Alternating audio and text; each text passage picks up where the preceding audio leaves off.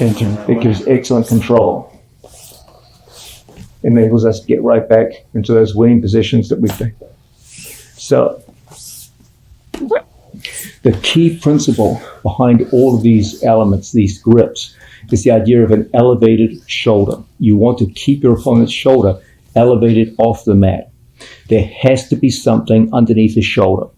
Coming back to our position, let's look at how Placido would win this position. As the defensive athlete, Placido wants to break the grip, whichever grip I have, and get his elbow inside my elbow. Once his elbow's inside, he can always get his shoulder to the mat, and now it's going to be very hard for you to recover. So our whole thing is to keep this shoulder elevated. The more elevated it is, the more risks we can take with our arms. The best is when an opponent is right up here on your chest, and his shoulder is completely elevated, almost a foot off the mat. Things start getting a little more risky the closer his shoulder gets down to the mat. But as long as I have my elbow in front of his armpit, here, you can see my elbow is behind his armpit. This is very easy for Placido to escape now. But as long as my elbow is in front of his armpit, even if I don't physically hold the hand he goes to escape, it's going to be tough. Even if he slides all the way down and away, I can still draw him back and replace my position at any given time. Okay? As long as I have the one-on-one, even if he goes all the way down to the floor, and I lose the ideal position, my knees are no longer pointing to the ceiling the way they generally should be. Even from here, he still can't get his shoulder to the mat. There's always the obstacle of my elbow underneath. As long as your elbow is under his shoulder, he'll never get that shoulder directly to the floor. If I lose the hand, then it's time for us to come in and start using other methods of control. The flex grip, switching hand, until we can reconvene back into those positions that we favor. When we have the one-on-one grip, this frees up a strangulation hand. But sometimes the pressure here is so intense, you have to use a two-on-one for limited periods of time. But at some point, we need to get back to free up that strangle hand. Used in these ways, you can control even a very strong, defensively sound opponent for long periods of time and tie up that second critical focal point of control on a back crucifix. Now, let's come to what I believe is the single most important part of this video. The idea is that the crucifix is often seen as a single position with a few variations. What I want you to start doing is transforming your thinking about the crucifix to a position where your opponent has three general strategies for escaping and resisting in the position. Almost all of the major escapes to a crucifix comes from adopting one of those three strategies. And his use of those three strategies and your attempt to counter them leads you into 6 broad positions which you can occupy in the crucifix situation. Like most of the best elements of jiu-jitsu, those positions have a certain kind of hierarchy. Now, the hierarchy in the crucifix situation is not as explicit as it is in most jiu-jitsu positions. There are 6 major positions that you can fall into with your opponent in a crucifix type situation. 4 of them are what you might call tier 1. These are situations which are very good for the person attacking with the crucifix. You can make arguments about whether those 4 positions within the tier 1 category, some are slightly better than others. The truth is all 4 of them are pretty damn good. All 4 of them work very well. They've all got their pros and cons. But all 4 of them, you can absolutely win and beat your opponents in those situations. Then there's a tier 2 position, which is also very good. It has one problem. Your opponent's body weight is on top of you, so you don't have quite the freedom of movement that you would in most other crucifix type positions. But still absolutely a winning position. And then there is a 6th position, a tier 3 situation, where this is the only position when you work from back crucifix, which I would say is undesirable for you as the person working from the back crucifix. So you have 4 very good positions, a 5th, which is also very good, but maybe just 1 level below because your opponent's body weight is directly on top of you in most cases. And then you have a 6th position, which is undesirable, and you want to navigate your way away from that position and get back into the 5 more desirable ones. This gives you a very clear sense of hierarchy, where you want to be at any given situation as your opponent goes into his resistance and you're trying to control him with your back crucifix. So without any more delay, let's start to look at this now. Let's look at a situation where we have a back crucifix on a training partner.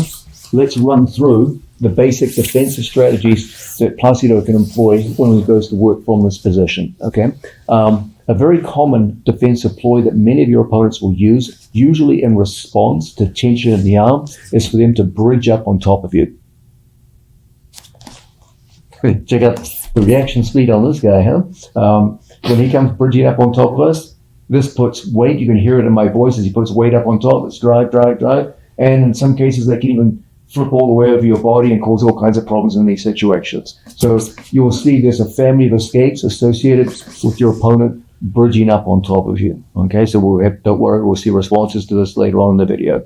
The second category of responses come from an opponent who slides down and away, looking to get their shoulder as close to the mat as possible, and if possible, from his perspective, to get his head down to the floor. That would signal he's in a very good position to escape. Okay, so there's another branch of escapes an opponent can use by sliding down and away, and this leads into some of the most effective escapes from crucifix position.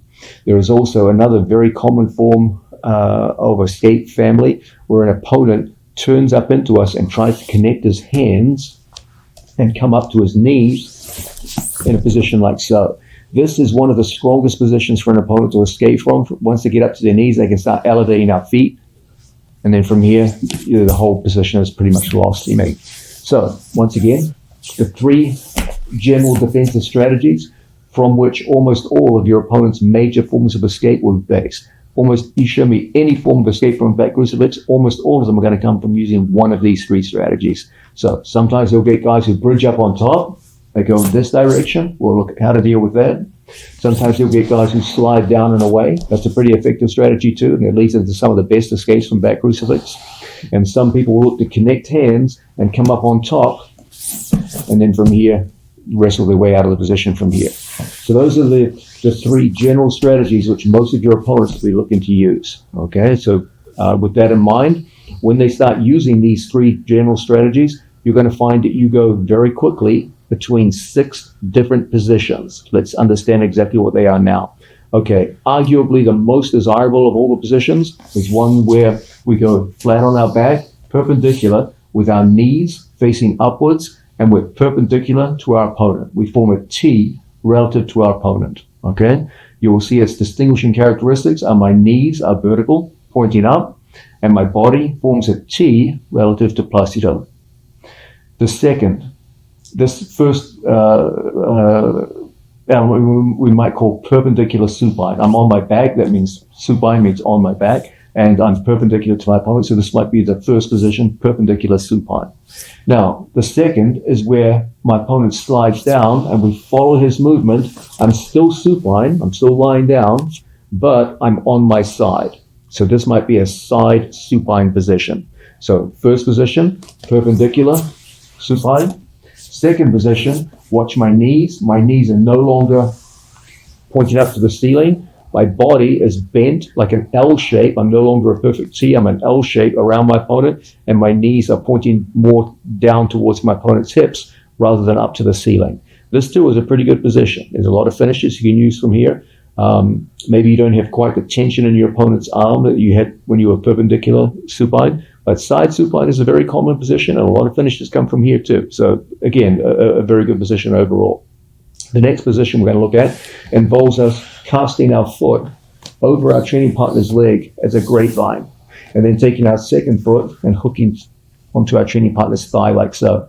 This too has some advantages.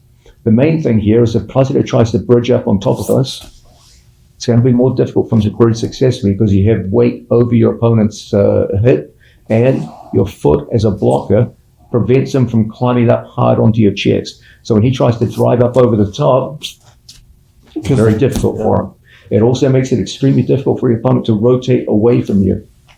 Okay, that grapevine is very, very strong. When he tries to turn into you, similarly, the elevated foot makes it difficult. So this can be a very useful position, the grapevine. In addition to the grapevine, we also have prone positions. Sometimes, prone refers to any situation. Let's rotate this way.